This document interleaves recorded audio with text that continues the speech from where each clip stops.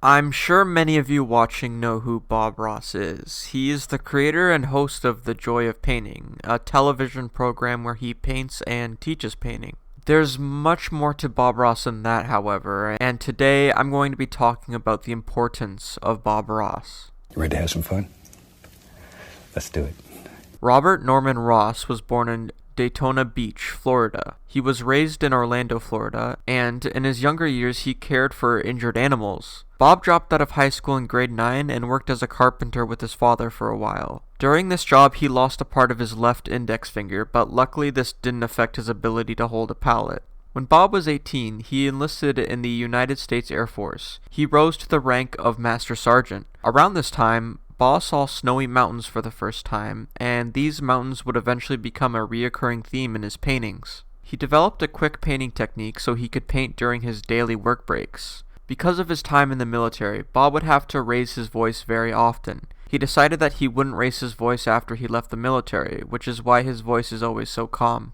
Bob was working as a bartender when he first discovered a show called The Magic of Oil Painting. This program was hosted by a German fellow named Bill Alexander, who used a wet-on-wet painting technique that allowed him to finish a painting within 30 minutes. Bob spent a lot of time mastering this technique, and it's the technique he uses in The Joy of Painting. Bob also enjoyed filming wildlife, usually squirrels that were in his garden, and he would often take in injured or abandoned wildlife and take care of them. He would also often paint small animals as well. He really cared about wildlife, and it's honestly pretty admirable. Bob had a very unique style. He would often use phrases like, "Let's add some happy little trees." And when he would clean his paintbrush, he would often And just beat the devil out of him. He would always talk to the audience as one person, making this TV series feel a lot more personal, like he was actually teaching you and not millions of people. One of my favorite Bob Ross quotes is, "We don't make mistakes, we just have happy accidents."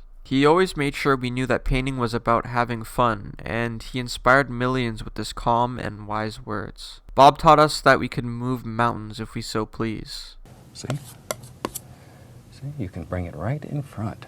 You can move mountains. You can do anything on this canvas. The Kowalskis were partners of Bob Ross Inc. They were only interested in merchandising and using Bob's name to sell painting supplies, and they allegedly even tried to pressure Bob Ross when he was in very poor health to hand over the right to his estate before his death. In true Sigma fashion, Bob did not like this at all and wrote the Kowalskis out of his will and testament, leaving his estate and the rights to his name to his son Steve and his half-brother Jimmy Cox. The Kowalskis brought this to court, however, and eventually won the lawsuit. I suppose this is just another example of greed trying to ruin something so beautiful. I don't usually like getting serious on these videos, but this does genuinely upset me. Bob Ross would become a huge part of pop culture, with his face and likeness being featured in movies, shows, and games like Family Guy, Deadpool 2, and Smite. Bob Ross has even been called the father of ASMR, as his calm and soothing voice sounds very familiar to modern-day ASMR videos. Bob was a cigarette smoker for most of his adult life, and he had several health problems over the course of his life. Bob Ross sadly passed away at the age of 52 on July 4th, 1995. His words and paintings have inspired millions of people,